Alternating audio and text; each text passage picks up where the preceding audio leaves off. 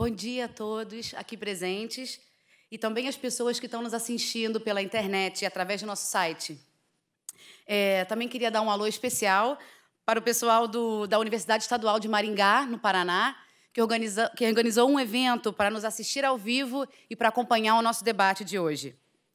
Meu nome é Luíse, eu sou pesquisadora visitante da Universidade de Harvard e doutoranda em História pela Universidade Federal Fluminense. É uma honra abrir o painel Mais Memória, o papel do passado na construção do futuro, e também apresentar os convidados de hoje. Este painel vai ter o formato de uma entrevista coletiva, com um espaço reservado ao final para as perguntas do público. Eu gostaria, então, de lembrar que tanto a plateia como os espectadores na internet podem fazer perguntas para os 4 convidados de hoje através do aplicativo Slido, acessando a agenda no aplicativo da conferência ou no nosso site da ABC com o código BC19.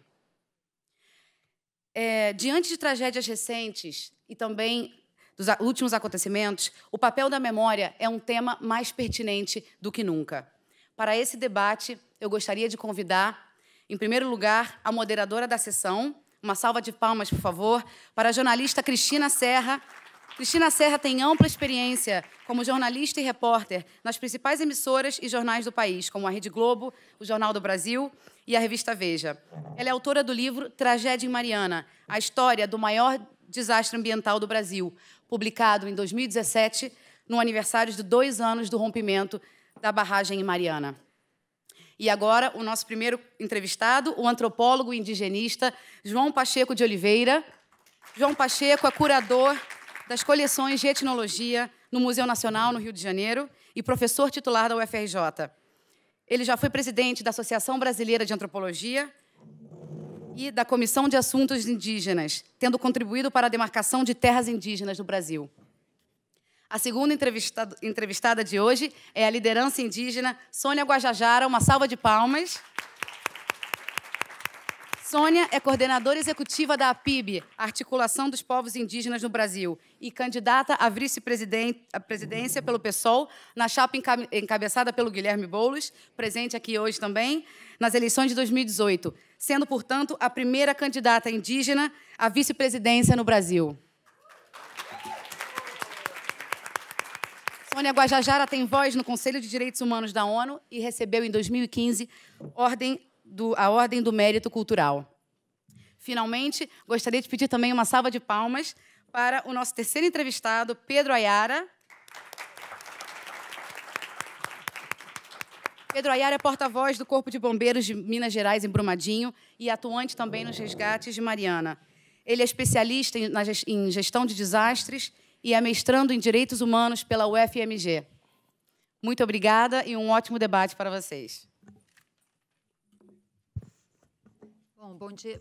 Bom dia a todos. Eu queria, em primeiro lugar, agradecer a Luíse pelo convite para participar da Brasil Conference. Uma grande alegria estar aqui e, especialmente, uma grande honra de compartilhar essa mesa de debates com esses meus companheiros aqui na mesa. O nosso tema é memória, o papel do passado na construção do futuro. E eu rapidamente queria contextualizar aqui por que eu estou aqui como moderadora. Como a Luíse falou, eu escrevi o livro Tragédia em Mariana. E eu sou repórter, sou jornalista e tentando começar uma carreira de escritora. E por que eu escrevi meu primeiro livro é exatamente sobre esse assunto, sobre esse desastre, sobre o colapso da barragem de mineração da mineradora Samarco em Mariana. Porque é um desastre absolutamente incomum, sob uma série de critérios que você possa usar para analisá-lo. Segundo, inclusive, uma consultoria americana que acompanha as empresas de construção pesada, acompanha a gerência de risco de empresas de construção pesada, o desastre da barragem de Mariana é o maior do mundo, desde que os registros começaram a ser feitos desse tipo de desastre, por 3 critérios. Pelo volume de lama vazado, 34 milhões de metros cúbicos de lama, de rejeito de mineração que vazaram, pela extensão percorrida por esses rejeitos, 660 quilômetros da barragem que entrou em colapso até a foz do Rio Doce, e pelo montante de prejuízos causados. Agora, esses números, esses grandes números, inclusive o próprio número de mortos, 19 mortos no caso da barragem de Mariana. 3 anos depois, a gente teve o desastre de Brumadinho, que o Pedro vai poder falar melhor daqui a pouco, com 300 mortos, portanto, uma amplificação do custo humano desse tipo de tragédia realmente inimaginável. Quando eu vi aquele desastre com 19 pessoas, já fiquei chocada. Imagina hoje 300 mortos no caso de Brumadinho. Esses números, eles são importantes, obviamente. O jornalismo, eu costumo dizer, adora números, e eles são importantes para dar a magnitude da tragédia, mas eles não revelam a dimensão humana da tragédia. Para você entender o custo humano de uma tragédia como essa, de tragédias como essa, você tem que conhecer as pessoas, as vítimas, você tem que conhecer as suas histórias, você tem que dar voz, identidade e rosto para essas pessoas. E foi por isso que eu fiz esse livro, porque eu fiquei muito chocada com esse desastre, por ser um desastre tão incomum, as pessoas morrerem tragadas por aquela quantidade absurda de lama, como se fosse um monstro devorando tudo pelo caminho. Então, o meu objetivo era exatamente esse, resguardar, perpetuar a memória dos que morreram, dos que sobreviveram, de todos os que foram atingidos de uma forma ou de outra, porque, imagina, se a lama percorreu 660 quilômetros, ela atingiu comunidades de maneiras diferentes, com impactos diferentes, desde aquelas famílias que perderam seus parentes, o impacto, portanto, é muito maior, até aqueles, ao longo do rio, que foram perdendo seus modos de vida, como os índios Krenak, seus modos de vida, seu modo de sustento, seu trabalho, enfim. Então, era preciso documentar e preservar a memória das pessoas, das vítimas, era preciso preservar a memória dos territórios atingidos. O primeiro território atingido foi o distrito de Bento Rodrigues, é um distrito rural de Mariana, o centro urbano de Mariana, obviamente, não foi atingido, embora algumas pessoas ainda façam alguma confusão sobre isso. Mas Bento Rodrigues foi atingido, e nós estamos falando de uma comunidade fundada em 1694. Nós estamos falando de uma comunidade que tem laços comunitários, que tem uma história construída desde o fim do século XVII, que remonta ao tempo da escravidão, e algumas famílias ainda vivendo em Bento Rodrigues têm seus ancestrais, justamente, escravos que foram lá viver naquela região. Então, o impacto da destruição desse povoado é incalculável, isso ainda está sendo estudado, impactos, inclusive, psicológicos, emocionais, o impacto histórico, a perda de memória. Para vocês terem uma ideia, um exemplo que eu vou dar, a capela de Bento Rodrigues, que foi destruída, que sobrou apenas o piso, é um dos pouquíssimos exemplares do barroco primitivo mineiro. Se perdeu, não tem como, dificilmente você consegue reconstruir um patrimônio desse. Então, era preciso preservar a memória das pessoas, dos territórios, e era preciso contar a história das empresas responsáveis por esse desastre. No caso da barragem de Mariana, da mineradora Samarco, a gerência de risco da empresa foi extremamente temerária, a investigação mostra que seus dirigentes tinham ciência dos riscos e não tomaram as medidas preventivas que poderiam evitar o desastre, não tomaram as medidas a tempo ou não tomaram as medidas que deveriam ter sido tomadas para evitar maiores riscos. Isso não é uma força de expressão. A investigação oficial que dá base ao processo judicial que corre, que, aliás, está suspenso neste momento, 3 anos depois desse desastre, o processo judicial está suspenso na Justiça Federal por um dado recurso lá da defesa de um dos réus. Portanto, o risco de impunidade é enorme. Então, precisava documentar o papel das empresas. Isso está, inclusive, no livro, como eu disse, isso não é uma força de expressão. O livro mostra, em detalhes, o que a empresa fez e o que a empresa deixou de fazer. Isso é muito importante. Por fim, antes já de passar aqui as perguntas para os meus companheiros, eu queria registrar, ainda dentro dessa questão da memória, é preciso registrar também a participação de heróis anônimos nessas tragédias. No caso da mineradora Samarco, existe uma personagem extraordinária, até fico emocionada em falar dela. Desculpe. Existe uma heroína anônima extraordinária, no caso do desastre da Samarco, que se chama Paula Geralda Alves. Ela era uma moradora de Bento Rodrigues e ela estava, no dia que a barragem rompeu, ela estava mais ou menos, ela estava na zona rural, a meio caminho entre a barragem e o povoado de Bento Rodrigues. Quando ela viu a lama se aproximando, ela subiu na moto que ela tinha, correu para Bento Rodrigues e ficou rodando no povoado, rodando, avisando as pessoas, gritando para as pessoas que a barragem tinha rompido, e ela só parou quando a gasolina da moto dela acabou. Ela não parou nem na casa dela, ela passou pela casa dela gritando, mas nem parou para buscar o filho e a mãe, apenas disse: corram, porque eu vou avisar as outras pessoas. E, graças a Paula Geralda Alves, o número de mortos no povoado não foi tão grande. Cerca de 400 pessoas se salvaram, morreram 5 pessoas no povoado. Então, ela foi a sirene da Samarco que não tocou. Aliás, a Samarco sequer tinha sirene. Então, a Paula foi essa sirene e, portanto, eu rendo aqui as minhas homenagens a ela, e toda vez que eu falo desse desastre, eu falo do papel da Paula. Infelizmente, no caso de Brumadinho, não houve uma Paula, porque não houve tempo também de haver uma Paula. Havia sirene, a sirene não tocou, porque a sirene estava instalada abaixo da barragem, e a sirene também foi levada pela lama, enfim, e foi tão abrupto que não deu tempo de ninguém avisar, e temos agora esse resultado inaceitável de 300 mortos. Portanto, a memória desses desastres é também a memória para falar do descaso das empresas com as populações, com os seus trabalhadores, com o meio ambiente. Mas, enfim, sobre Brumadinho, eu tenho certeza que o Pedro vai poder falar com mais propriedade, e, sem mais delongas, então, eu vou passar as perguntas, mas eu achava importante fazer esse contexto, contextualizar a minha participação aqui, e só fazer uma pequeníssima correção. O livro foi lançado em novembro de 2018, 3 anos após o desastre. Eu concluí a apuração, mais ou menos, no final de 2017, mas depois todo o processo até escrever e publicá-lo. Então, ele foi publicado muito recentemente, agora, em novembro de 2018, e, inacreditavelmente, menos de 2 meses depois, aconteceu Brumadinho. Então, vamos passar às perguntas, já que nós estamos falando aqui de memória, da importância da preservação, como a gente viu no vídeo agora há pouco. Outra tragédia inaceitável, que foi o incêndio do Museu Nacional, e queria começar aqui com o professor João. Até o vídeo mostra um primeiro balanço sobre as perdas que esse incêndio provocou. A gente sabe que é uma perda monumental, mas a gente queria atualizar, porque já se passaram mais meses, certamente você vai poder fazer um balanço mais detalhado das perdas nesse incêndio do Museu Nacional.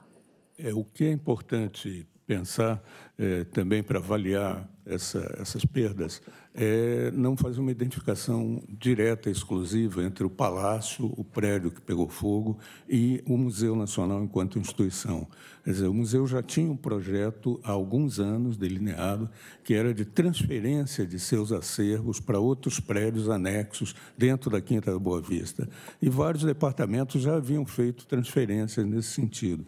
Esses departamentos não foram afetados, felizmente, pelo processo. Os departamentos que estavam ainda dentro do palácio, projetando, esperando novos prédios, foram basicamente a antropologia, né, incluindo a etnologia, a arqueologia, e também outros setores da geologia.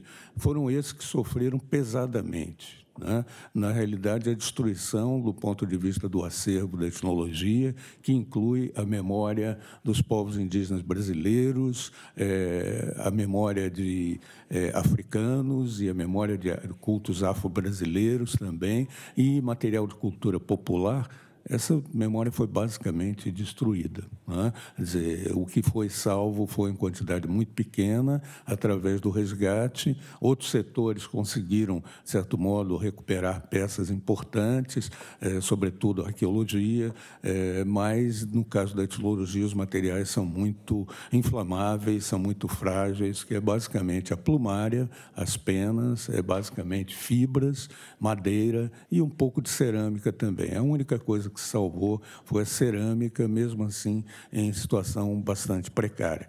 Então, a nossa perda foi inestimável e ela, de certo modo, representa 200 anos de história do Brasil, porque o Museu Nacional ele tem 200 anos de duração e esse ano tinha comemorado, já em junho, os 200 anos de criação. É a instituição mais antiga do Brasil, do ponto de vista científico, e acho que é importante também termos ideia, quer dizer, o museu não comporta somente objetos, ele comporta também uma grande atividade científica, desde o século passado até hoje. Ele é a casa de ciência fundamental, berço da ciência no Brasil, e ele agrega também vários programas de pós-graduação, todos com nota alta dentro da CAPES, programas distinguidos em várias áreas. E toda essa atividade está absolutamente afetada pela destruição do prédio. Na realidade, os programas de pós-graduação não perderam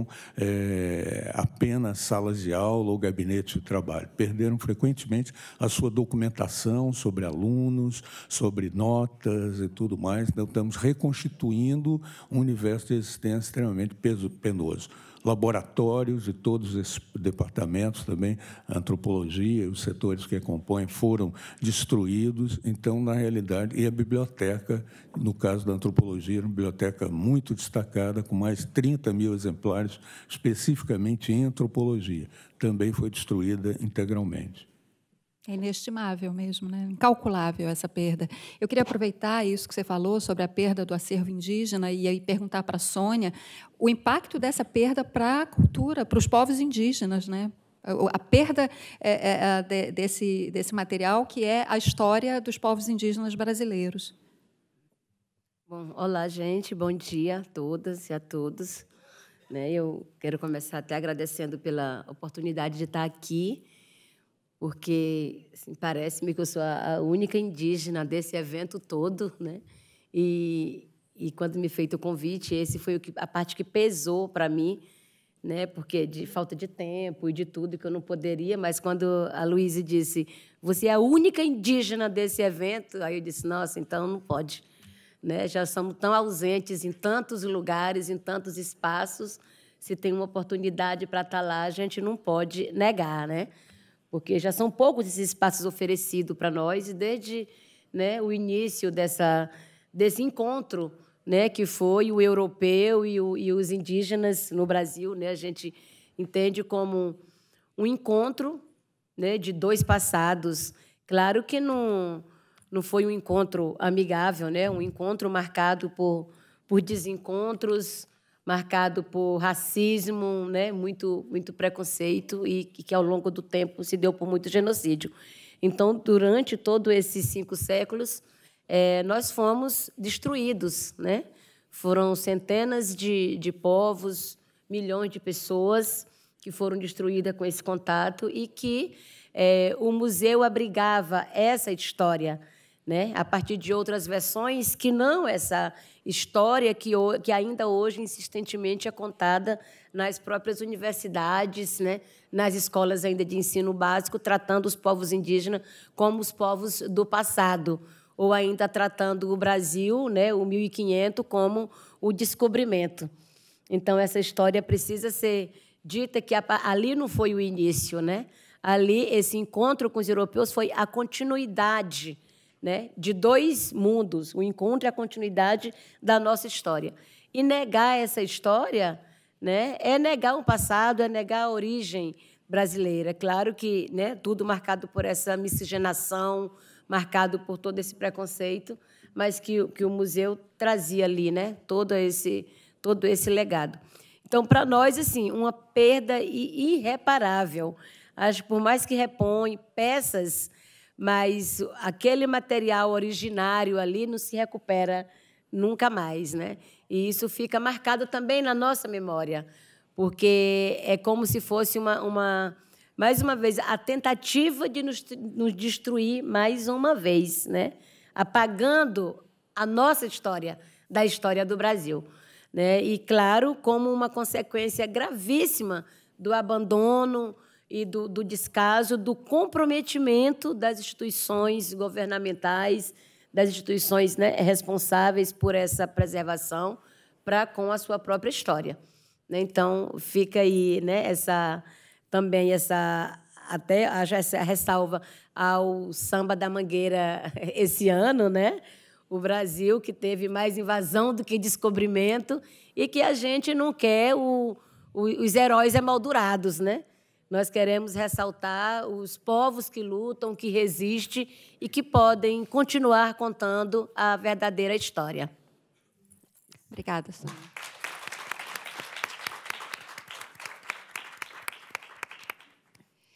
Bom, Pedro, falando agora dos desastres, né, nas 2 barragens de mineração, queria que você, dentro desse nosso contexto de discussão sobre a memória, falasse um pouco da sua experiência lá em Brumadinho. Você, digamos assim, foi um dos rostos dessa tragédia pela sua atuação como porta-voz do Corpo de Bombeiros e se tornou uma referência, inclusive, das comunidades, né, do Córrego do Feijão, do Parque da Cachoeira, essas 2 na zona rural de Brumadinho, mas também é uma referência para a cidade de Brumadinho, né? Você, quando anda lá pela rua, a gente sabe que as pessoas te param para pedir informações e perguntar, etc.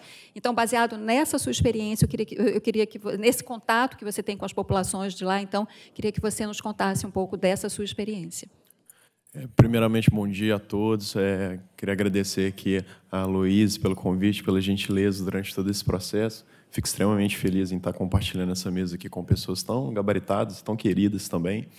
E, em relação à questão da tragédia de Brumadinho, no dia 25 de janeiro, né, exatamente às meio-dia e 28, aconteceu o rompimento. Cerca de 7 a 8 minutos depois, a primeira ligação chegou para a nossa central de atendimento. Imediatamente, essa ligação ainda não estava nem confirmada. O nosso comandante-geral ele recebeu essa ligação, reuniu alguns oficiais na sala dele e falou assim, olha, aparentemente existe a possibilidade de uma barragem ter rompido. A gente já está com equipes indo para lá e está com as aeronaves decolando para lá agora. Vislumbrando essa situação, eu com um outro grupo de oficiais, a gente foi imediatamente para o heliponto para a gente poder deslocar nessas primeiras aeronaves. E aí, quando a gente sobrevoou o local, o sentimento que eu tive foi um sentimento de repetição, né? O sobrevoo em Mariana, o sobrevoo em Brumadinho, eles geram sensações muito semelhantes. E aí, em menos de 20 minutos, a gente já estava pousado lá no local, estava começando a montar o posto de comando, e começaram a chegar as primeiras notícias. E os empresários, funcionários da Vale, né, eles começaram a relatar que existia um refeitório no local, existia uma área administrativa, e quando a gente veio apurar, naquele momento as informações ainda estavam bastante desencontradas, de que supostamente havia 100 pessoas naquele local. E foi naquele momento que eu já tive a primeira constatação que a tragédia humana ela seria muito maior do que Brumadinho. Perdão, Mariana, muito obrigado. E também, nesses primeiros momentos, quando a gente estava montando o posto de comando, né, e reunindo as informações, a população que estava completamente, né, assustada com aquele evento, desesperada, eles começaram a chegar pedindo informações, pedindo resgates, trazendo relatos mais diversos possíveis. A população começou a ficar muito exaltada, e é natural que isso aconteça no momento de tragédia. E aí a população começou a ameaçar invadir aquele espaço onde estava montado o posto de comando, né? Começaram a ameaçar as próprias equipes que estavam lá. E aí foi naquele momento que eu cheguei, né? Peguei uma cadeira de plástico, subi em cima daquela cadeira de plástico e comecei a conversar com a população. Então eram, né, 150, 200 pessoas ali da comunidade. E foi naquele momento que eu entendi, né, que a atuação da tragédia ela teria várias perspectivas. E a perspectiva de várias vidas humanas. E no Brasil, o que é mais complicado, o que mais me dói particularmente, é que a tragédia, para a maioria das pessoas, ela vira um número. Então, são 70 desaparecidos, são 223 óbitos identificados. E, às vezes, a gente faz até algumas comparações, né? Em Mariana foram 19, em Brumadinho agora são 70, e a vida ela perde muito seu valor. De cada uma desses 223 pessoas identificadas até o momento e desses outros 70 desaparecidos, a maioria dessas histórias eu tive contato. Foram 223 mães que ou eu ou outra pessoa do Corpo de Bombeiros nós tivemos que conversar, nós tivemos que lidar com aquela dor, e são muitos sonhos interrompidos.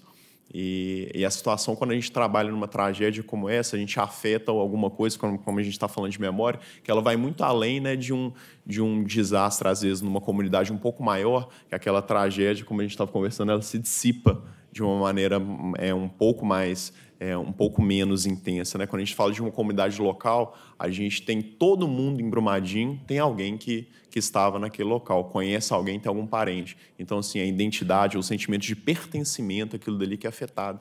E, às vezes, quando a gente só vê o jornal, a gente não percebe todos esses tons cinzas, né, que eles aparecem nesse tipo de cobertura. Então, são muitas histórias, são sofrimentos muito grandes. E quando você tem uma situação, por exemplo, né, eu tive contato com uma mãe que ela me marcou muito e o filho dela ainda está desaparecido, né? A gente já está com mais de 70 dias de operação e o filho dela está desaparecido. E eu conversando com ela, né, explicando o que a gente estava fazendo, ela olhou para mim e disse o seguinte, falou assim, olha, eu sei que o meu filho está morto, só que o problema é que eu sou mãe e enquanto não entregarem o corpo do meu filho, toda vez que o telefone tocar, eu vou ter esperança que seja algo relacionado ao meu filho. Não adianta, a minha esperança, a minha fé, ela é muito maior do que tudo isso. Então, mesmo já passando 70 dias, mesmo tudo isso acontecendo, eu não posso perder minha característica de mãe. E essa angústia é o que me destrói. E isso está acabando comigo. Então, assim, são 300 histórias como essa, né, de pessoas que foram... A gente tem histórias lá, né, de pessoas que a gente teve... que ia pedir em casamento, às vezes, a noiva na semana seguinte, que era um pai que não era para estar ali, que era uma médica que estava trabalhando ali por acaso naquele dia. Então, assim, que essas tragédias elas sirvam para a gente não esquecer o seguinte, cada história conta, cada vida conta, e a partir do momento que a gente pensa que poderia, né, o meu pai ele trabalha há 35 anos com mineração, que poderia ser o meu pai, eu acho que eu consigo ter uma responsabilidade maior nos processos relacionados a esse tipo de empreendimento. Isso que você está falando...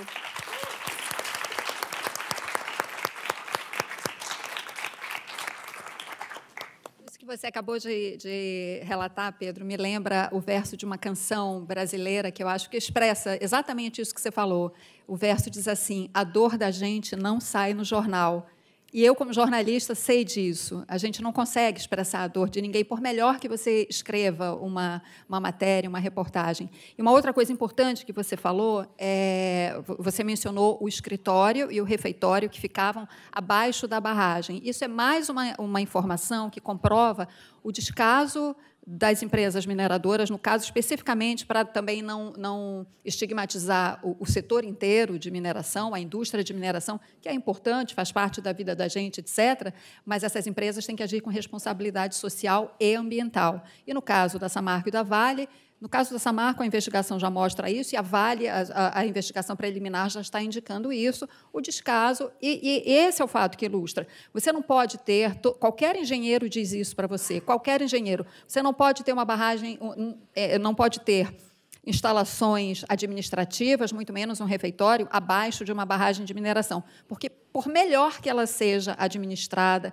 por mais que ela siga todas as normas e padrões de segurança, os melhores do mundo, barragem de rejeito de minério é uma estrutura de risco. Qualquer engenheiro sabe disso, né? E, no caso dessa daí, estava lá o escritório e o refeitório cheio de pessoas na hora do almoço. Então, mais uma vez, o descaso, com consequências, que agora eu vou puxar novamente para a Sônia, o descaso com o meio ambiente, com as pessoas, com as populações em volta e com os povos tradicionais. Brumadinho atingiu os Pataxós e Mariana, os Krenak, e mais algumas outras populações indígenas não tão próximas ao rio, como no caso dos Krenak, que o Rio Doce corta a reserva deles, mas, enfim, outras que foram atingidas. E aí eu queria, Sônia, que você falasse um pouco exatamente sobre isso, o impacto desses desastres para as populações, as culturas indígenas já tão massacradas, como você super bem historiou no começo, na sua primeira apresentação.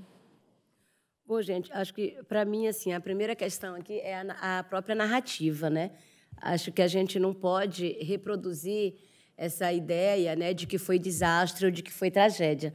Nós temos tratado isso como crime, né? Foi crime cometido contra os povos, contra o meio ambiente, contra culturas, né, contra tudo que tá ali. E, para nós, assim, né, todos esses crimes, Brumadinho, Mariana, lá também Barcarena, no Pará, né, e tantos outros que estão aí ameaçados, a representação máxima, assim, né, a maior lição catastrófica do que pode promover o capitalismo, né? A ganância do capitalismo.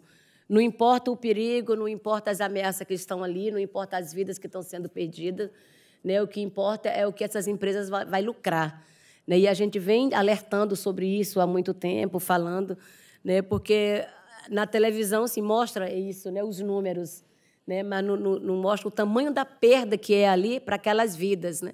Quanto vale essas vidas perdidas, né?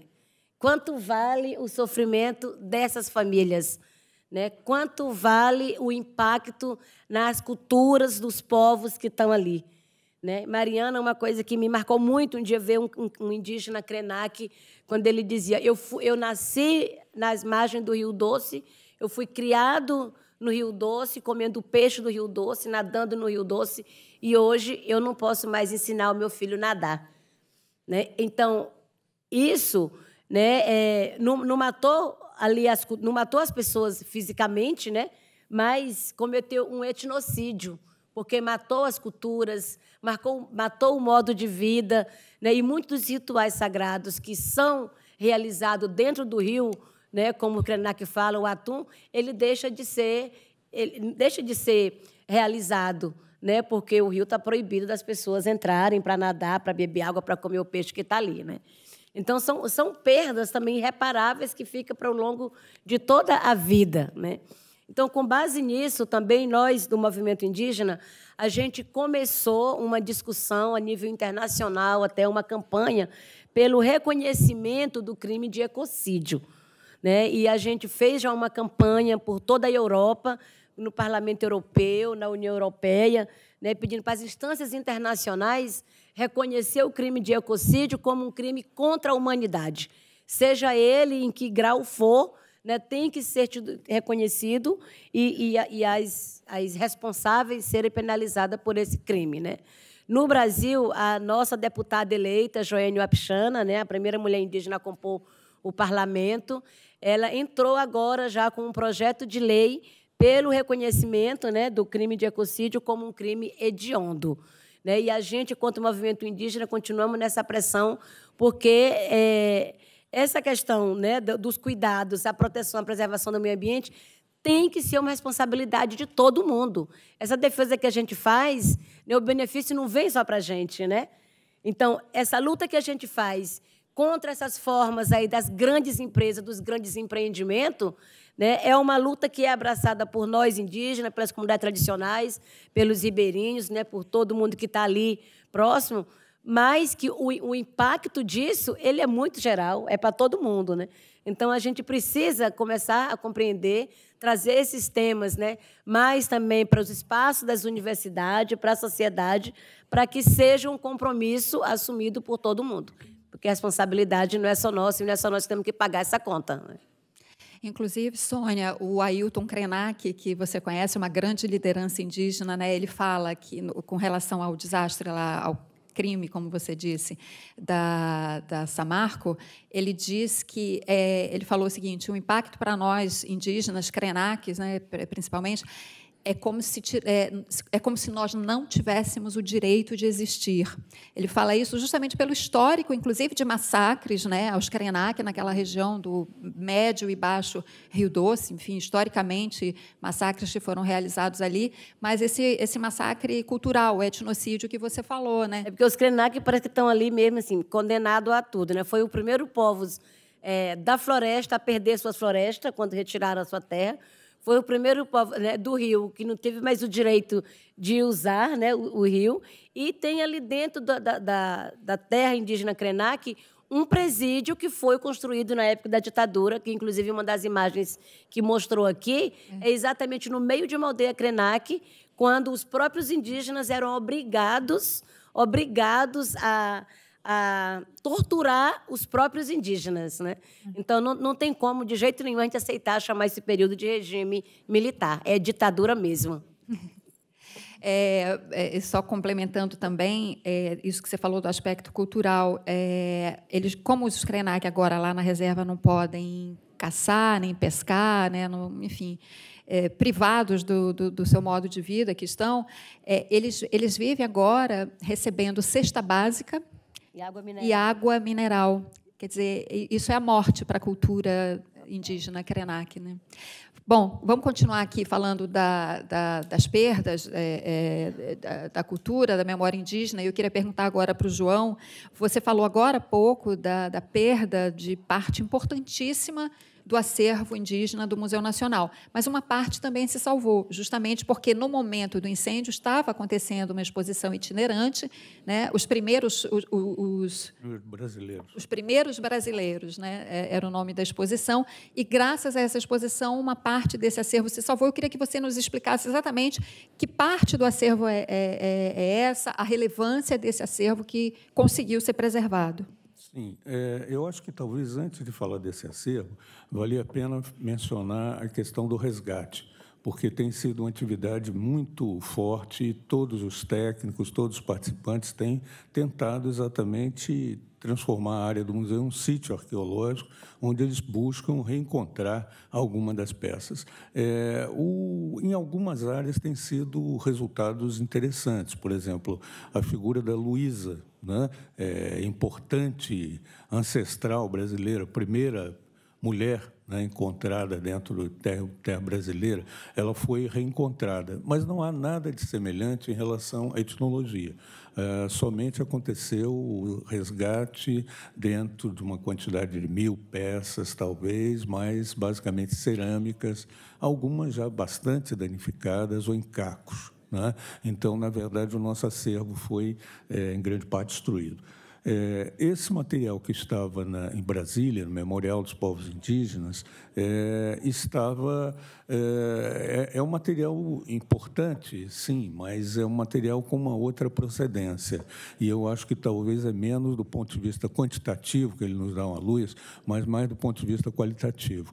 Porque esse material, geralmente, é um material recente, organizado dentro de uma exposição feita há 10 anos atrás, no Nordeste, com os povos indígenas do Nordeste, em parceria com a organização indígena da região e com os caciques locais também.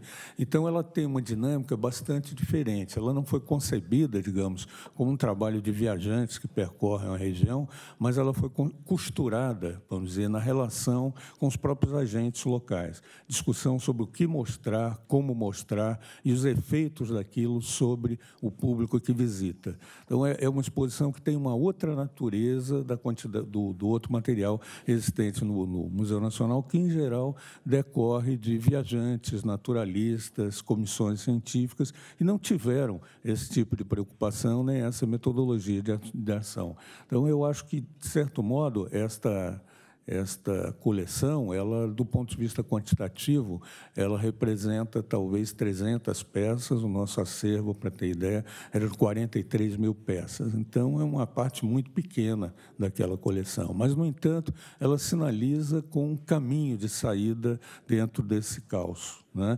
E eu acho que é isso que nós estamos enveredando, elaborando um projeto de reconstrução das coleções científicas, da importância que o museu tem para os povos indígenas e para o patrimônio, a consciência nacional, baseada exatamente nas premissas que constituem a própria exposição. Quer dizer, uma delas é a ideia de que as exposições precisam ser ordenadas e organizadas com a participação indígena, né? Elas têm funções dentro do movimento indígena, dentro das mobilizações, e elas respeitam eixos culturais e elas são coletadas por pessoas que estão profundamente relacionadas àquilo, né? Então, não são mais coleções coloniais, feitas com um olhar externo e que simplesmente trabalham com a ideia do exotismo ou eixos puramente científicos, classificatórios, né? Elas são também resultado de um exercício dialógico com as populações pesquisadas. A forma de exibição desse material,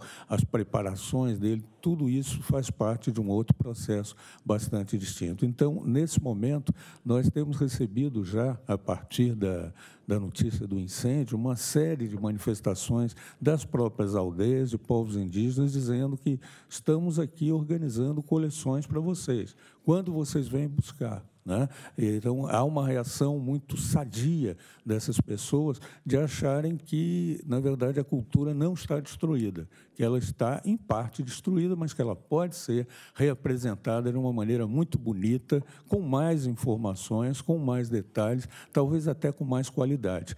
Um jovem formado também como antropólogo indígena, Tonico Benítez, ele observou em relação ao material guarani do Museu Nacional. Ele foi elaborado e recolhido por brancos. Agora nós vamos trabalhar com o nosso grande xamã, que vai nos orientar quais são as peças que devemos pegar e como. Certamente serão os objetos mais importantes e mais representativos. Então, o nosso caminho é esse de reconstruir as coleções pensando de outra maneira, pensando a partir, basicamente, de princípios participativos, princípios incorporativos, dentro dos quais as populações indígenas fazem parte da própria composição e da apresentação desse material, da coleta do material e dos projetos de exibição desse material, né? Acho que, basicamente, era isso.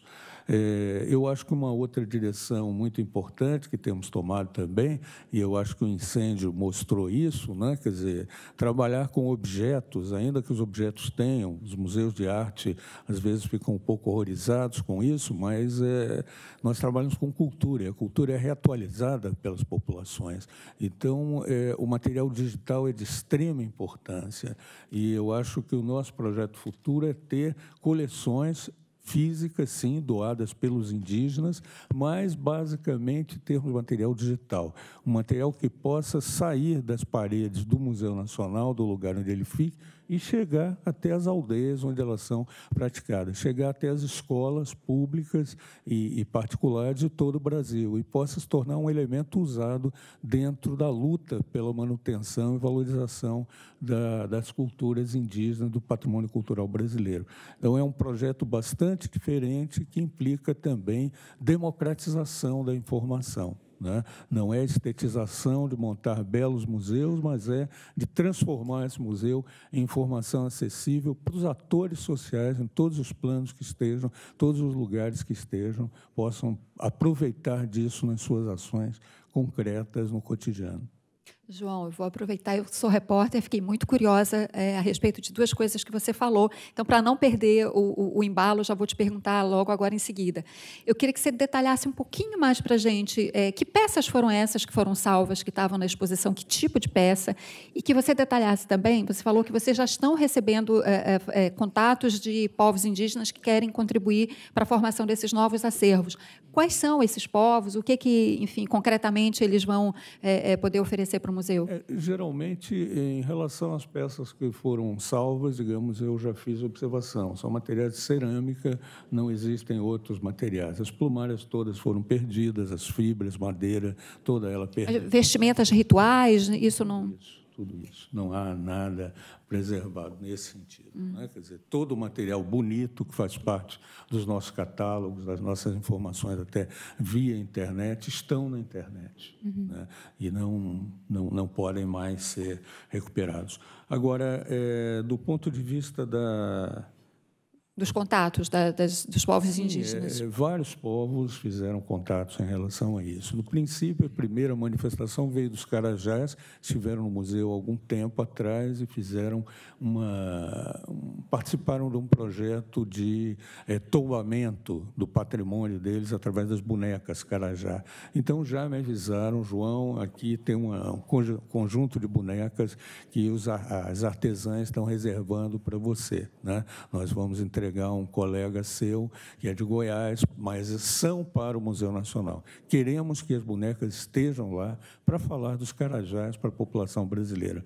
E eu acho que tivemos vários exemplos disso também, com Tupinambás, com Mundurucus, com os Ticunas, que estão, nesse momento, empenhados em refazer as coleções do museu. As coleções Ticuna eram as maiores do Museu Nacional, e eles ficaram muito animados com a possibilidade de refazer as coleções e mandar coisas mais bonitas.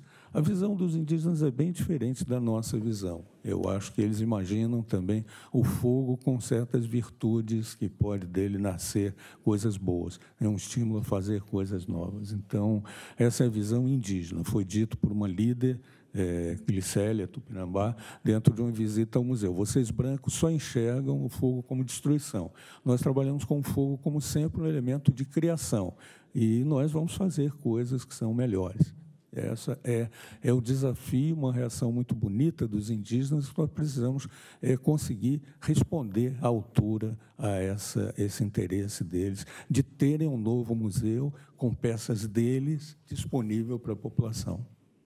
Obrigada, João. Sônia, seguindo aqui a nossa dinâmica de cá para lá, de lá para cá, queria voltar ao assunto da mineração. Historicamente, que você falasse para a gente um pouco do impacto da construção de barragens, seja barragem de mineração, seja barragem para armazenamento de água, enfim, são sempre grandes empreendimentos que em geral, implicam na remoção de povos tradicionais dos seus territórios. Então, eu queria que você falasse exatamente, historicamente, como isso se dá e se hoje em dia, com um pouco mais de visibilidade que os indígenas têm, ainda com muita dificuldade, mas, enfim, os indígenas têm uma voz hoje em dia, né, no Brasil contemporâneo, se a dificuldade continua a mesma ou se, hoje em dia, os povos tradicionais, especificamente os indígenas, conseguem se contrapor e resistir mais à investida desses grandes empreendimentos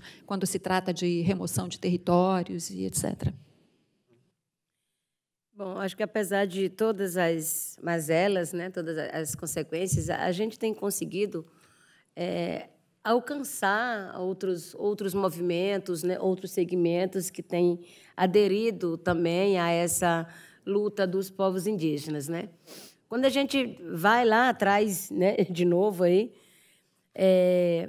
a gente percebe, né, assim, claramente que toda a matriz, assim, de economia, né, econômica do país, quando se trata de desenvolvimento, de progresso, sempre se deu com base no extermínio de povos, né, no genocídio da população indígena, porque tudo foi com base, né, em produzir, em crescer, e para isso tinha que afastar todos os empecilhos, né? E ainda hoje a gente é chamado de empecilho, a gente ainda hoje é chamado de obstáculo. Então, são 5 séculos aí de pensamento, né, em crescimento econômico, que nós indígenas sempre estamos colocados nesse lugar aí, né, de empecilho ao progresso. Então, toda essa matriz econômica se deu como base na expulsão de povos ou na negação de direitos ou na negação da própria identidade, né? Então, a quem interessa está sempre dizendo que os indígenas estão em extinção, que os indígenas têm que ser integrados à sociedade, né? Então, a quem interessa ter um padrão único para os modos de vida, né, e não respeitar os distintos modos de vida, né? Então, a mineração, as barragens como um todo, sempre teve essa relação de impacto muito forte, né, na vida, nas culturas, né, porque, para nós, assim, a cultura, o meio ambiente, a vida está sempre muito interligado, né? Não são coisas que se separam. É uma única ali, né? Essa relação com o meio ambiente é uma relação de vida. E aí, quando você pensa somente em utilizar ali, né, o uso da terra para exploração, isso para nós é sempre muito estranho, né? Porque está caracterizando ali mesmo sempre perda, né? É a destruição do subsolo, é a destruição do solo, é a destruição da mãe natureza, né? E hoje, assim, a gente tem isso muito vivo ainda, né? Muito presente, tudo que representou já esse histórico que é de consequência da mineração, quando hoje tem como um objeto principal, assim, na disputa política, o uso da terra, né? Porque aí seja para entregar para as mineradoras, seja para entregar para as hidrelétricas, né, os rios, seja para entregar para o agronegócio, para a produção, né? Então, essa luta nossa ela é muito constante, ela vem de lá até aqui, porque a gente já tem todo esse histórico, esse exemplo das perdas que foram no passado, né, e que é muito, muito presente hoje. Por isso que, para a gente olhar, né, esse passado, pensando na construção do futuro, é muito importante, porque a gente hoje começa a perceber a importância também de se articular com outros movimentos, né? Com outros segmentos da sociedade que possam estar junto, inclusive com a academia, né? Porque esse debate, né, da memória indígena, da memória do povo negro, né, de tudo que foi essa relação, falei aqui no início, né, o encontro indígena europeu e que mais tarde os negros, né, que vieram de tantas partes da África, né, se juntou a isso, né, mais tarde a gente sofre, né, até hoje há um termo reducionista que foi reduzir nós indígenas, né, a índios e aos povos negros de negro, como se fosse uma cultura única. E aí esquece tudo que é essa diversidade que a gente traz, né, ao longo aí de toda essa história. Então, é como se, a partir da invasão europeia, começou ali uma nova história, né? Começou do zero. E, na verdade, não é. A gente, por isso que fala que ali, na verdade, 1500 é uma continuidade da nossa história, né? E negar isso é negar a própria história da origem brasileira, que é essa formação, né, que se deu do povo brasileiro com todas essas três misturas, né? Então, para nós, assim, hoje é muito ainda, né, muito difícil o que nós estamos fazendo na nossa luta, que é essa luta contra as grandes mineradoras, né? No Congresso Nacional, insistentemente, se tenta aprovar medidas, né, que autoriza a mineração em terras indígenas. Ano passado se aprovou um Código de Mineração, que é um geralzão, mas não basta, tem que ter um projeto de lei ali, tem um projeto de lei de número 1610, que trata da autorização da mineração em terras indígenas, né? E agora esse pacote está muito forte, né? Você sabe dessa aliança desse governo, né, do Poder Executivo, com o Legislativo e com o próprio Judiciário, que está ameaçando fortemente, né, toda a vida, né, dos povos indígenas, das comunidades tradicionais e, principalmente, do meio ambiente, né? E aí, como consequência, claro, vem aí todo esse povoamento que é a pressão, a prostituição, o alcoolismo, as doenças, né, que só aumenta com isso, mas isso também não é colocado na conta, né? O que se coloca na conta é o lucro que essas mineradoras vai dar, né? E para nós isso não importa, porque para nós o que importa é o valor da vida e não o preço dessa exploração. Obrigada, Sônia.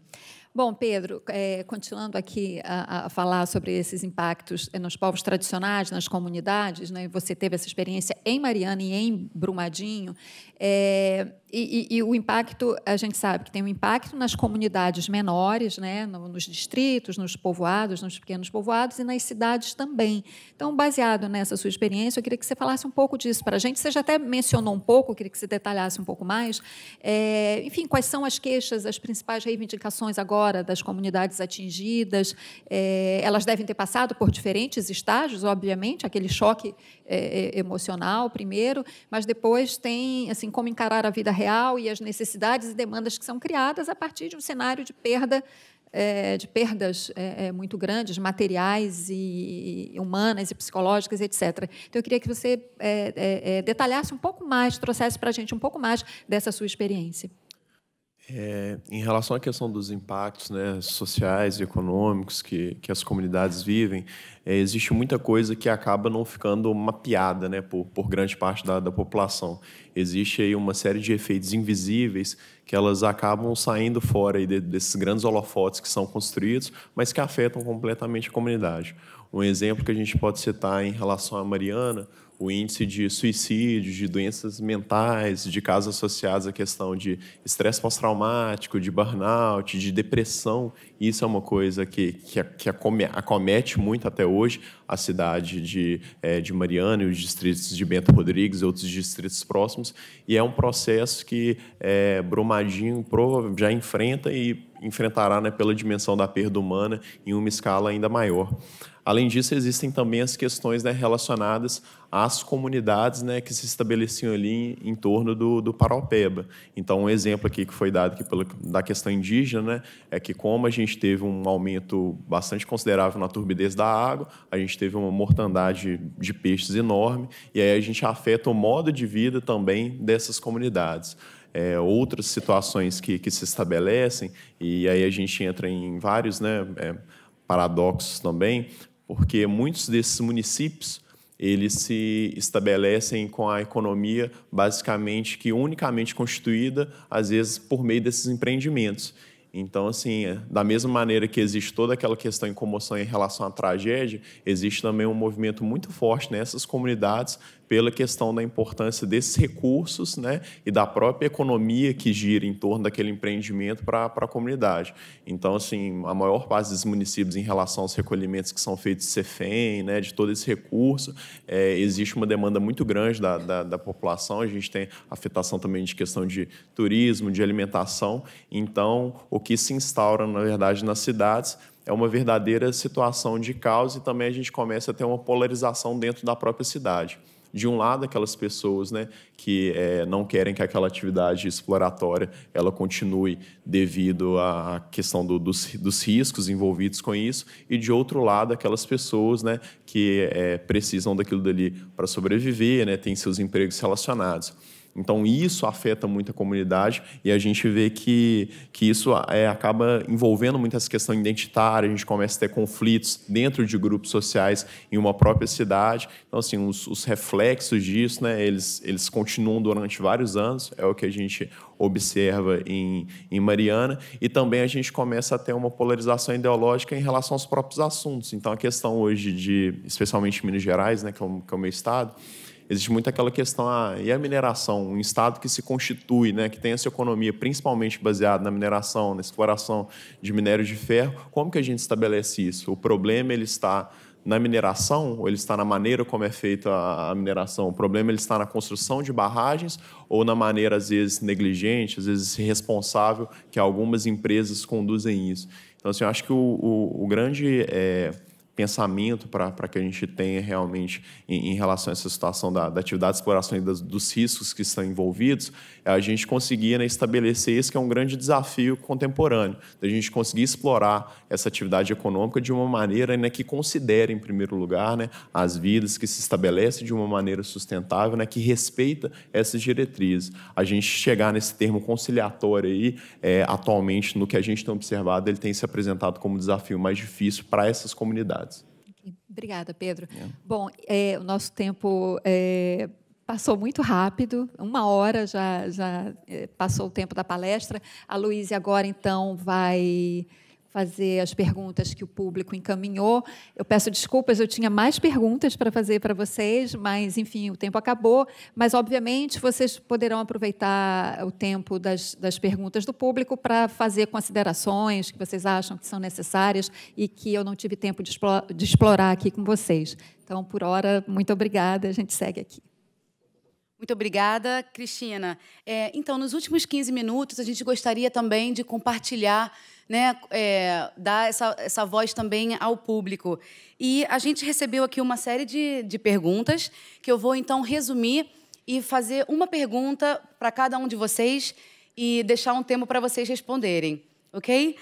As perguntas, em geral, seguem uma linha, né, querendo saber em relação às responsabilidades, né, por trás dessas tragédias. Então, Cristina, eu gostaria que você comentasse um pouco mais sobre essas responsabilidades por trás, principalmente do desastre, né, de Mariana e também de Brumadinho. Na mesma linha, João Pacheco, o público gostaria de saber, nós todos gostaríamos de saber também qual é a discussão por detrás dessas responsabilidades e também quais são os principais desafios enfrentados agora pelo Museu Nacional. Nessa mesma linha, Sônia, eu aproveito para perguntar para você também, aproveitar a sua presença aqui com a gente, para perguntar se você poderia falar de forma resumida, sei que é difícil, mas se você poderia resumir quais são os principais desafios dos povos indígenas no Brasil. Você falou, né, de como os índios são vistos como algo do passado, então eu te pergunto, qual é o futuro dos índios no Brasil, na sua opinião? Vocês também comentaram, achei interessante a questão o enredo da Mangueira desse ano, campeã, que foi tão bonito, né? Tentando recontar a história do Brasil, a história dos heróis, né, que são desconhecidos, da resistência indígena e africana. E tem várias perguntas assim nesse sentido. Eu queria também um pouco saber, Sônia, se você poderia comentar um pouco mais, né? Até o João Pacheco brevemente mencionou a exposição dele, Os Primeiros Brasileiros, que exatamente propõe recontar a história do Brasil a partir né, dos povos indígenas. Se vocês podiam falar um pouco da importância, né, qual é o papel, então, para concluir a memória na construção do futuro, né? Qual é a importância dessa memória e que repercussões tem não só a memória, mas uma política também, que parece que é o que tem atualmente de esquecimento. E, Pedro, também, muito obrigada pela sua contribuição. Eu gostaria de perguntar a sua opinião, né, que tem também umas perguntas de caráter mais técnico. O que, na sua opinião, você consideraria que é importante para prevenir que outros acidentes, outros desastres, tragédias como esses voltem a acontecer? Muito obrigada. Dou a palavra para vocês. Cristina, talvez você quer começar? Tá bom. Bom, eu posso falar mais detidamente sobre o caso da Samarco, porque foi o que realmente eu estudei, pesquisei mais a fundo enfim, tudo que eu apurei está no livro, e também porque existe uma investigação oficial que foi feita pelo Ministério Público Federal, que originou a denúncia, e a denúncia foi aceita pela Justiça Federal, e o processo corre, então, na Justiça Federal, e, como eu falei no começo, ele está suspenso no momento. Eu não tenho a menor dúvida que a responsabilidade pelo desastre da barragem de Fundão, em Mariana, foi da empresa, de seus dirigentes, que não tomaram as medidas que deveriam ter tomado para prevenir o desastre. Eles foram alertados, vários especialistas, inclusive consultores contratados por eles, alguns dos melhores consultores internacionais, engenheiros geotécnicos renomados mundialmente, que eram consultores e que fizeram alertas, vários alertas, sucessivamente, sobre problemas na gerência, no monitoramento da barragem, na gerência de risco, na operação da barragem, de uma certa negligência com padrões e com normas, etc. Um ano antes da barragem romper, foram detectadas trincas. A própria empresa encontrou as trincas na barragem, chamou o engenheiro projetista da barragem. Trincas são alertas, considerados alertas universais de que alguma coisa muito grave está para acontecer naquela barragem. Isso ela soube um ano antes. O engenheiro fez uma série de recomendações de segurança, nem todas foram devidamente aplicadas. Enfim, no mínimo, o que se pode dizer, antes de um veredito da Justiça, se é que um dia a Justiça brasileira ainda vai dar um veredito sobre esse caso, porque, como eu disse, acho que há um risco de impunidade muito grande, no mínimo, houve uma gestão de risco temerária. Isso está claríssimo na investigação. Mas há um outro polo nesse desastre, que é a total inoperância, negligência, enfim, do poder público fiscalizador. Você tem dois polos. Uma coisa não acontece sem a outra. A empresa, por que a empresa consegue ser tão leniente assim na sua gestão? Por que ela vai fazendo as coisas do jeito que ela quer? Porque o poder público não exerce o seu papel, não fiscaliza. Mas não tem como fiscalizar todas as barragens. O problema é que, hoje, o processo de fiscalização, tal como funciona no Brasil, ele não funciona. Aliás, ele é feito para não funcionar, porque, resumidamente, funciona da seguinte forma: a empresa tem que apresentar uma série de documentos para o órgão fiscalizador. Se ela apresenta os documentos, se eles estão bem feitos e foram apresentados no prazo correto, o órgão fiscalizador recebe e diz assim: bom, com essa aqui está tudo bem, eu não vou nem fiscalizar. Ela vai para o final da fila da fiscalização. Então, basicamente, a empresa se autofiscaliza. A questão a saber é como aquele documento foi feito. E um dos documentos mais importantes é a tal declaração de estabilidade da barragem, que, no caso de Brumadinho, vocês devem ter visto no noticiário, isso foi muito, muito noticiado, muito explorado. O engenheiro, tanto no caso da Samarco quanto no caso de Brumadinho, são empresas que são contratadas para dar o laudo de estabilidade, engenheiros teoricamente independentes. Nos dois casos, a declaração foi dada, foi emitida, 4 meses depois a barragem caiu. Exatamente 4 meses depois, nos dois casos. Como foi feita essa declaração de estabilidade? Para você fazer uma declaração de estabilidade, tem que ser um engenheiro sênior, com muita experiência, que tem que ter acesso ao histórico da barragem, etc. Isso, no caso da Samarco, está claro que não ocorreu dessa forma, e a investigação de Brumadinho também está claro que, pelos primeiros depoimentos dos engenheiros da empresa Tuvisud, está claro também que um deles, inclusive, já disse que se sentiu pressionado para dar um laudo favorável. Por quê? Porque ele precisa daquele contrato, ele precisa receber o contrato, o valor do contrato, enfim. Não estou dizendo que está certo, estou tentando mostrar pela ótica dele. Então, as responsabilidades são, em primeiro lugar, das empresas, não resta dúvida, mas há um poder público inoperante e sucateado, sem condições de exercer as suas funções, e isso é proposital. Então, basicamente, são esses 2 polos que eu vejo. Obrigada, Cristina. João? No caso do Museu Nacional, não há questão da empresa envolvida. É diretamente uma omissão do poder público, reiterada durante um conjunto de governos e sistemática do ponto de vista do tempo, né? Eu acho que há toda uma política de abandono em relação às instituições de cultura, de ciência e, inclusive, as universidades, que preocupa bastante. E as tentativas de elucidar o caso, buscando supostos culpados, tem acontecido não no sentido de indicar qualquer contribuição ao processo, a esclarecer as responsabilidades, quer dizer, por que não foi dado dinheiro para essas instituições, por que não foi dado pessoal, mas no sentido de culpabilizar e criminalizar os administradores dessas instituições. Então, na realidade, a gente corre o risco de as vítimas serem transformados realmente nos culpados, né? Esse processo é terrível, mas está em curso no Museu Nacional, com tentativas bastante sistemáticas de criminalização da universidade, da UFRJ e da própria direção do Museu Nacional, né? Se depois de 9 meses de trabalho a Polícia Federal descobriu que não há indícios de incêndio criminoso. Evidente, todos os funcionários sabiam disso, porque o museu era uma organização extremamente precária do ponto de vista de, né, a quantidade de gambiarras que foram feitas lá dentro, do ponto de vista elétrico e tudo mais, para conseguir atender ao público, era uma coisa evidente. Então, não havia ninguém ali, um incendiário. Isso já foi descoberto. Mas, do outro lado, algumas afirmações são extremamente inquietantes. Por exemplo, o delegado comentando que os equipamentos que provavelmente deram origem a isso, não estavam sendo usados de acordo com as referências da fábrica. Sim, nós não vivíamos aplicando as referências da fábrica, vivíamos de gambiarras, como a maior parte dos museus no Brasil, como as universidades também, como as instituições de cultura. Então, cobrar isso a essas pessoas é um formalismo absurdo e buscar punir realmente as vítimas. Acho que é extremamente preocupante esse processo e temos recebido observações assim bastante desagradáveis em relação a isso. Nesse momento, grande parte da nossa equipe está ocupada em explicar por que, para vários organismos públicos, o incêndio sucedeu com pautas absolutamente absurdas colocadas por ele. Ninguém levanta, por exemplo, a questão de que os hidrantes em torno do museu não tinham água. Isso é responsabilidade da prefeitura, conversava com o Pedro há pouco. Ninguém levanta o próprio fato do Corpo de Bombeiros não ter capacidade de lidar com um incêndio como dessa monta numa grande cidade como o Rio de Janeiro, né?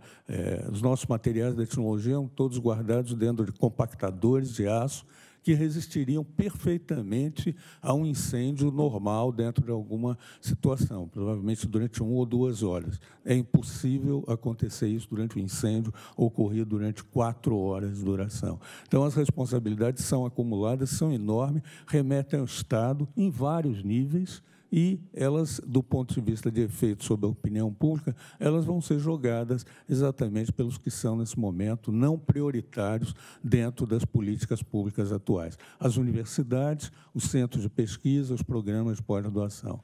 Eu acho que devemos nos preparar para reagir a isso. Obrigada, João. Sônia? Bom, você perguntou dos principais desafios, né? E depois a importância da memória, a contribuição para a continuidade. Bom, isso daí seria o tempo todo, né? Mas vamos lá. Acho que, assim, né, enquanto desafio, o primeiro, né, para a gente, no caso, é ainda essa garantia do direito de existir enquanto povos indígenas, de existir enquanto reconhecimento e respeito aos distintos modos de vida, né?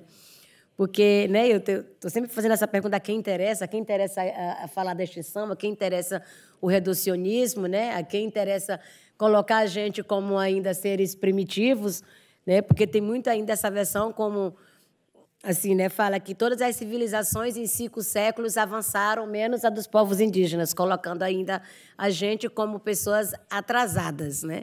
Então, esse conceito de civilização ainda é visto como um conceito que vale dependendo do que você consegue ter, né? Morar num apartamento, ter televisão, geladeira, né? Isso sai até em entrevistas, muitas das vezes, dos próprios... Hoje, né? Do governo hoje, os índios hoje querem chuveiro, querem televisão, não querem mais terra, né? Uma mentira gigante que querem tentar plantar na sociedade. E aí isso é negar o nosso modo de vida, porque se tira de nós esse direito territorial, é negar a nossa própria identidade, né?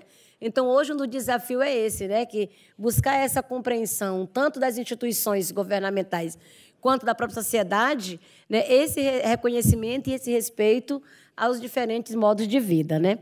Claro, e aí isso passa pelo próprio modelo de desenvolvimento atual, porque essa tentativa também de negar o território dos povos indígenas é para poder trazer essa leitura de que esses territórios precisam ser melhor aproveitados para, né, a economia do país, né, porque olham as terras indígenas, quanto mais verde, quanto mais floresta em pé, mais é visto como área improdutiva, né?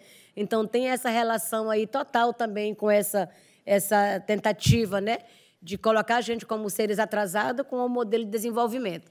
Então, é um outro desafio, né? A gente enfrentar esse modelo de desenvolvimento atual. E um outro que não pode ficar de fora também é a própria consciência eleitoral, porque para poder a gente ter governos aí que tenham essas diferentes percepções do que são os povos originários, é muito também consequência do que é o voto, né? Do que é a consciência eleitoral para ter esses distintos dirigentes do país, né? E, claro, o reconhecimento, né, que a Constituição já reconhece o direito territorial, mas essa implementação do direito territorial, que são as demarcações de terras indígenas, que são a regularização dos territórios quilombolas e que é a própria reforma agrária, né? Então, perpassa pelo... É um desafio gigante, acho que para todos nós lá. E como não podemos deixar de fora, gente, é essa preocupação com as mudanças climáticas, né? Que tanto está provocando o aquecimento global, o mundo inteiro está pensando, está falando, e a gente, no Brasil, está indo na contramão de tudo isso agora, né? Essa retirada do Brasil aí da candidatura, que foi ano passado, para sediar a COP do Clima desse ano, né? Aqueles anúncios de retirar o Brasil do Acordo de Paris, que é o maior acordo climático. Então, acho que a gente precisa avançar também com esse tema das mudanças climáticas como uma gravidade urgente que precisa ser enfrentada por todo mundo, né? Então, colocando isso como um desafio. Como memória, assim, né, rapidamente eu queria trazer só... Eu até fiz questão de anotar aqui, enquanto a gente estava falando, eu me lembrei, que é o primeiro documento histórico do Brasil, né, que conta a nossa história, que foi a Carta de Pero Vaz de Caminho. Quando ele disse assim, naquela carta que mandou para o rei de Portugal, Dom Manuel, né, ele disse... Aí, gente, cadê? O primeiro documento histórico do Brasil. Gostaria de destacar, quando ele disse assim, entre aspas, né? Está aqui o parte que ele disse assim, com um menino ou menina ao colo, com uma menina ou menina ao colo, atado com um pano, aí botou ali entre parênteses, não sei de quê, né? Não sei de que era esse pano, com uma criança, né? Uma menina ou menina atada ao colo, no peito.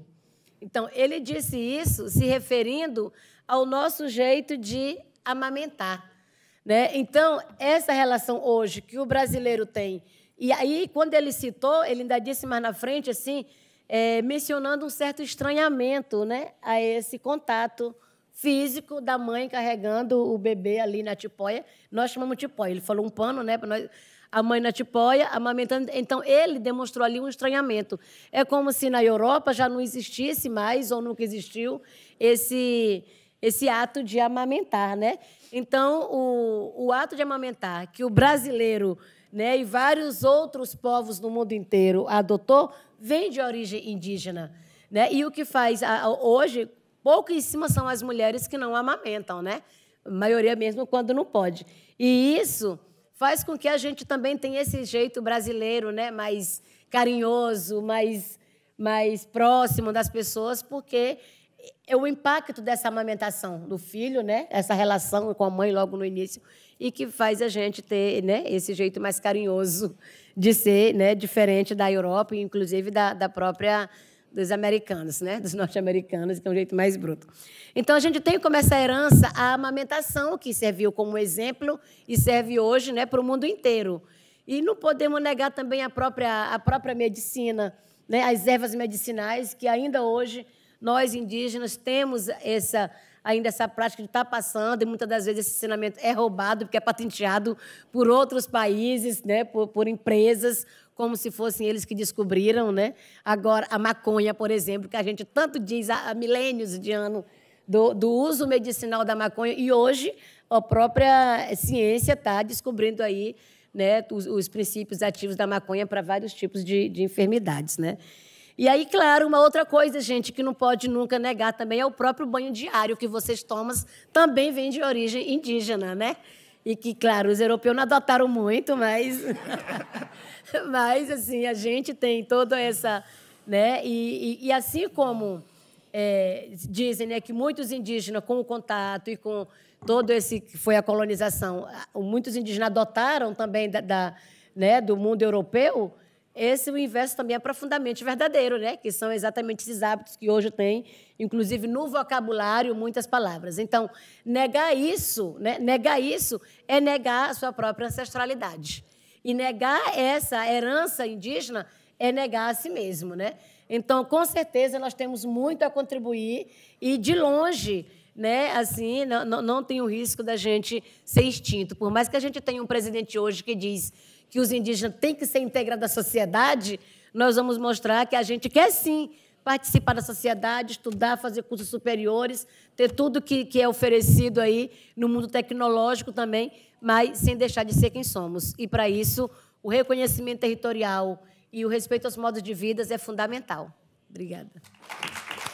Obrigada, Sônia. Obrigada por essa oportunidade de aprender sobre os indígenas, né, com uma indígena. Pedro? Para que sejam evitadas novas tragédias, a gente tem que entender, em primeiro lugar, que para problema difícil não existe solução fácil. Geralmente, no Brasil, a gente tem aquele hábito, acontece uma tragédia, aí no dia seguinte a gente faz 1 milhão de leis e acha que as leis, por si só, elas vão resolver o problema. E as coisas elas não funcionam dessa maneira, especialmente quando a gente fala de gestão do risco de desastre. No caso, o Brasil ele tem uma política nacional de segurança contra barragens, ela se baseia numa legislação que ela vem de 2010 e ela foi regulamentada pelo DNPM, agora ANM, em 2012. E para que as barragens elas se submetam a determinadas exigências na lei, elas têm que ser consideradas barragens dentro de um determinado parâmetro de risco e dentro de um determinado dano potencial associado. E aí, qual que é o problema disso? Essas informações que a caracterizarão como uma barragem de grande risco ou de dano potencial associado muito grande, elas são fornecidas pela própria empresa. E, às vezes, você tem algumas situações, né, que elas são são algumas anomalias, porque não adianta você ter a lei se a informação que está chegando para você submeter aquele empreendimento a determinado tipo de exigência é uma informação falsa. Então, assim, a gente tem que pensar principalmente em como que a gente pode tornar esse modelo, né, mais funcional, esse modelo realmente mais fidedigno, para que aí sim a gente consiga, né, implementar situações de segurança bem mais efetivas. Uma outra situação que é muito importante também, o modelo brasileiro de resposta a desastres, ele é baseado praticamente única e exclusivamente no conceito de resposta sempre do poder público. Os modelos em nível mundial, né, que eles são modelos bem-sucedidos, principalmente o modelo japonês, que eu tive a oportunidade de estudar melhor, eles são modelos que eles pressupõem, né, a atuação de 3 pilares. Além da resposta do poder público, a integração da comunidade e do indivíduo. Não adianta a gente ter uma sirene, por exemplo, numa situação de barragem, se a pessoa que está ali, quando ele tocar a sirene, ela não sabe o que fazer. E esse tipo de situação é recorrente. Então, assim, a gente tem que capacitar, tem que trabalhar isso transversalmente nas escolas, né, nas faculdades, para que as pessoas elas saibam também que desastre, né, é um assunto que deve permear o nosso cotidiano, né? Aqui nos Estados Unidos, a gente vê, por exemplo, uma cultura mais avançada nesse sentido em relação a se acontecer um tiroteio aqui, um furacão, alguma coisa, as pessoas elas já têm esse tipo de comportamento preventivo. E a própria comunidade, ela se mobilizar socialmente, se integrar nisso, entender que aquilo dali é um assunto que diz respeito a ela. E aí, por último, né, só para fechar isso, que todas essas situações, eu acho que elas são derivadas, na verdade, de uma concepção educacional que a gente precisa mudar no Brasil, que é uma concepção educacional que ela não pressupõe a preocupação com o outro.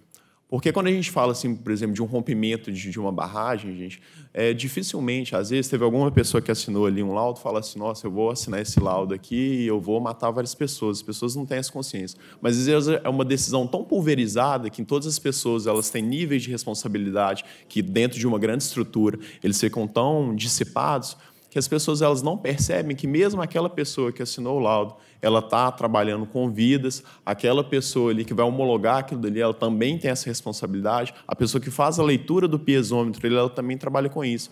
Eu acho que isso daí se baseia principalmente que hoje a gente é trabalhado, né? A gente estuda dentro de concepções muito individualistas. Então, a gente vem para estudar aqui, se preocupa em se formar aqui em outras universidades, mas a gente esquece que o resultado do nosso trabalho ele tem impactos sociais e humanos muito profundos. Então, acho que se a gente começar a trabalhar isso, né, desde as idades, né, mais iniciais, desde a educação básica, a começar realmente a verificar, né, o potencial da nossa atuação enquanto profissionais, sobretudo enquanto cidadãos, a gente consegue mudar esses paradigmas e, com certeza, a gente consegue evitar esse tipo de problema. Mas a gente tem que pensar que a solução desse problema ela começa bem mais cedo, né, e não com soluções paliativas. Muito obrigada. Uma salva de palmas para o painel. Infelizmente, temos que encerrar. Muito obrigada.